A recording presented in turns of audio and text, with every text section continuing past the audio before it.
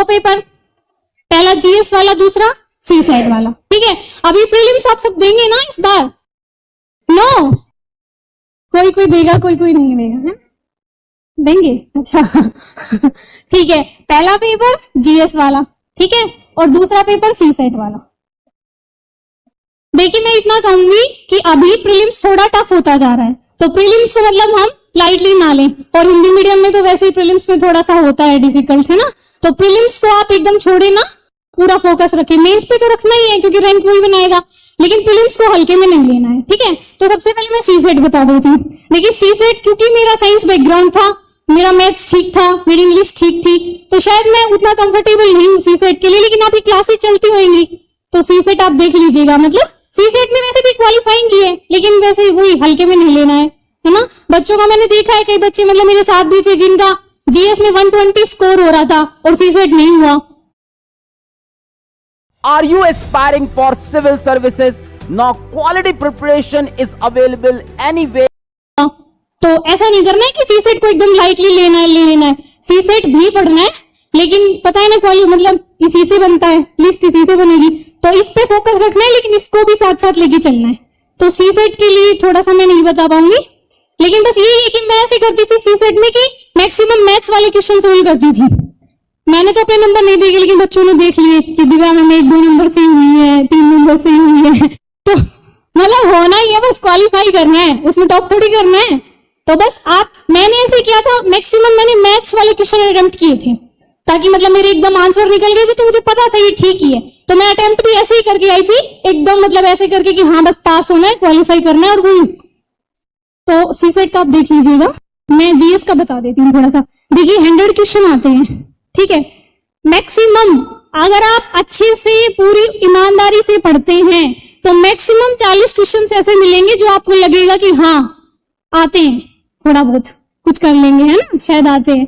लेकिन 60 क्वेश्चन ऐसे होंगे जो आपको मतलब वहां अगर आप मेंटली स्टेबल हैं और एक्टिव हैं तो ही कर पाएंगे, ठीक है। क्योंकि एलिमिनेशन मेथड आपको पता ही है, वो अपनाना पड़ेगा।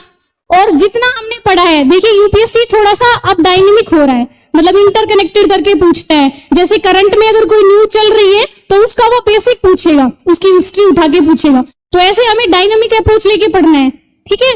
तो 100 क्वेश्चन आएंगे, 40 तो हो जाएंगे हमारे वैसे ही जो आते हैं, बच गए 60। तो आप कोशिश करना कि मैक्सिमम अटेम्प्ट करें, मैक्सिमम। ये बिल्कुल मत करना कि 60 क्वेश्चन अटेम्प्ट कर दिए और आप सोचे 50 सही हो जाएंगे, नहीं होंगे। लास्ट टाइम शायद मैंने 90 अटेम्प्ट किए थे और इस बार 92, ठीक है। तो कोशिश करना कि जितने ज्यादा हो सके, मतलब कोई क्वेश्चन अगर ऐसा है कि एकदम ब्लैंक है, मतलब लग रहा है कि देखा ही पहली बार है और कुछ भी नहीं हो सकता है, तो सिर्फ आप उसको छोड़िए। अगर कहीं आपका 50-50 हो रहा है एलिमिनेशन से, या आपको लग रहा है कि थोड़ा बहुत शायद आता है, तो रिस्क ले लीजिए, ठीक है। मुझे लगता है कि रिस्क ले लेना चाहिए, क्योंकि अगर 92 भी आप क्वेश्चन सही करेंगे तो मुझे लगता है कट ऑफ मैक्सिमम 50 तक जाती है। क्वेश्चंस की बात कर रही हूं मैं, मैक्सिमम 50 तक जाती है। तो हमारे पास 42 क्वेश्चन हैं ऐसे जो हम रिस्क लेके कर रहे हैं, ठीक है। तो मुझे लगता है कि मैक्सिमम अटेम्प्ट करने चाहिए। मैंने मैक्सिमम अटेम्प्ट किए थे, मतलब 90 से ऊपर ही, 92 तक, ठीक है। प्रीलिम्स के लिए यही। और प्रीलिम्स के लिए देखिए, प्रीलिम्स जब आपका प्रीलिम्स है उससे कम से कम मुझे लगता है 4 महीने पहले, 3-4 महीने पहले आप एकदम प्रीलिम्स पे फोकस हो जाइए। मैंने जब अपनी प्रिपरेशन स्टार्ट की थी तो आई थिंक अगस्त 2020 मतलब कुछ ऐसा था, और प्रीलिम्स था उस टाइम जून में, लेकिन वो कोविड की वजह से पोस्टपोन हो गया था, तो थोड़ा टाइम मिल गया था एक्स्ट्रा, शायद अच्छा था लक इसलिए। तो मतलब अगर आपका इस बार मई में है तो आप उस हिसाब से मतलब कैलकुलेट करके 3-4 महीने पहले से एकदम प्रीलिम्स पे फोकस, एकदम प्रीलिम्स पे। क्योंकि अगर प्रीलिम्स हो गया तो प्रीलिम्स के बाद भी हमें 3 महीने मिलते हैं, मतलब इतना अगर हमने पढ़ा हुआ है तो हम उस 3 महीने में भी बहुत कुछ पढ़ सकते हैं। तो प्रीलिम्स को एकदम हल्के में ना ले। मैं मतलब लिटरली बता रही हूँ, जब मेरा प्रीलिम्स हो गया था तो मुझे ये लगता था कि इस बार मेंस ना दूं, क्योंकि मेंस की तैयारी नहीं है उतनी अच्छी, मुझे लगा कि नहीं होगा मेंस तो। लेकिन जब मतलब वो 3 महीने अच्छे से प्रिपरेशन की और पूरी मेहनत की तो हो गया। तो इसलिए प्रीलिम्स अच्छे से करना है 3-4 महीने पहले। अभी इस बार शायद आपका मई में है ना, 28 को कुछ शायद, हाँ। तो मतलब 3-4 महीने आप कैलकुलेट कर लिए, फरवरी से मतलब स्टार्ट कर दीजिए प्रीलिम्स की पढ़ाई। मतलब एकदम प्रीलिम्स पे फोकस हो जाना। देखो सिलेबस तो सेम ही है, कुछ अलग नहीं है, सोर्सेज भी हमारे सेम ही है, वही न्यूज़पेपर वही बेसिक, लेकिन थोड़ा सा बस अप्रोच चेंज हो जाती है। प्रीलिम्स में थोड़ा सा फैक्चुअल हो जाते हैं, वैसे अब तो थोड़ा सा वो और भी डायनेमिक पूछने लगे कॉन्सेप्ट को घुसा के, लेकिन फिर भी मुझे लगता है कि मतलब थोड़ा सा बस अप्रोच चेंज होएगा, पढ़ाई आपकी वही रहेगी, है ना। तो प्रीलिम्स आप 3-4 महीने पहले से शुरू कर दीजिएगा। और प्रीलिम्स के लिए जो मतलब स्पेसिफिक मैंने किया, देखिए ज्यादा नोट्स मत बनाइएगा। जैसे आप न्यूज़पेपर पढ़ते होंगे डेली, कौन सा पढ़ते हैं? द हिंदू, इंडियन एक्सप्रेस, मतलब इंग्लिश का पढ़ते हैं ना? नहीं पढ़ते? मतलब देखिए थोड़ा सा मुझे ऐसा लगता है कि इंग्लिश का पढ़ लेना चाहिए, क्योंकि शुरू में थोड़ी सी दिक्कत आती है। जब मैंने हिंदू शुरू किया था, एकदम शुरू में जब मेरी प्रिपरेशन शुरू हुई, तो मेरे को शायद 3 घंटे लगते थे, 3 घंटे लगते थे, और मैं हिंदू में लगाती थी 3 घंटे, क्योंकि मुझे ये जो फोबिया होता है कि हाँ इंग्लिश वाले हिंदू पढ़ रहे हैं, हम नहीं पढ़ रहे हैं, तो मुझे लगता है हिंदू पढ़ लेना चाहिए। मतलब वेदर हिंदू और इंडियन एक्सप्रेस आप कोई भी प्रीफर कर सकते हैं, लेकिन एक बार इंग्लिश का देख लेना चाहिए। मैंने क्या किया था, जैसे शुरुआत में मैंने 3-4 महीने पढ़ा था हिंदू, मतलब मैं मंगवाती थी गांव में और पढ़ती थी उसको, लेकिन उसके बाद मुझे ये हो गया था कि हाँ क्या क्या इंपॉर्टेंट है मुझे पता चल गया था जब मैंने इतना टाइम दिया। तो फिर मैं उसका बस एनालिसिस देख लेती थी यूट्यूब पे। मतलब आप किसी का भी देख लीजिए, जो भी आपको अच्छा लगे, मैं कोई प्रीफर नहीं करूंगी, जो भी आपको अच्छा लगे आप 1-2 दिन देख लीजिएगा। एनालाइज आप जब देखते हैं तो उससे क्या फायदा होता है, एक तो आपको पहले से पता है कि क्या क्या इंपॉर्टेंट है, दूसरा जब हम सुनते हैं कोई चीज और सामने वाला समझाता है तो ज्यादा याद रहती है।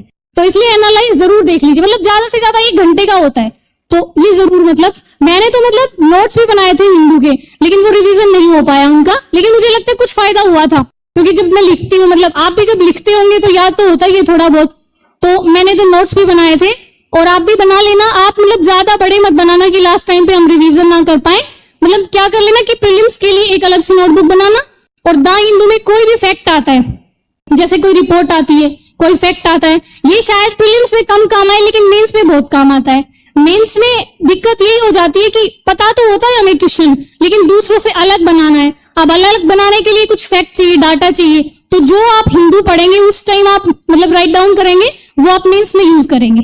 तो इसलिए हिंदू में से फैक्ट और डाटा आपको नोट डाउन करने हैं, अलग से एक कॉपी बना लीजिएगा उसके लिए, ठीक है।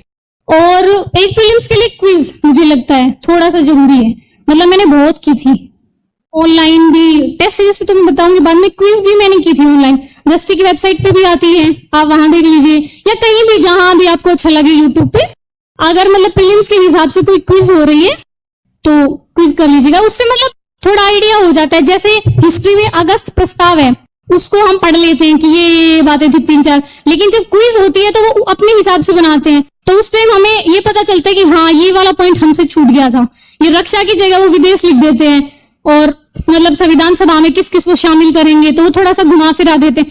तो जब हम क्विज करेंगे तो पता चल जाएगा कि शायद ये पॉइंट हमसे छूट गया था, तो इसलिए क्विज जरूरी है, ठीक है। और टेस्ट सीरीज प्रीलिम्स से मतलब मैंने शायद 60 लगाए होंगे, 60 मतलब टेस्ट किए थे मैंने, ऐसे तो नहीं दिए कहीं टेस्ट, मैंने मतलब ले लिए थे वहीं से, और मतलब प्रिंटेड, और मैं बस कर लेती थी और फिर मैच कर लेती थी, और फिर उसका जो भी सॉल्यूशन था जो मुझे नोट डाउन करना होता था वो नोट डाउन। तो मतलब कम से कम 60 तो आपको करने ही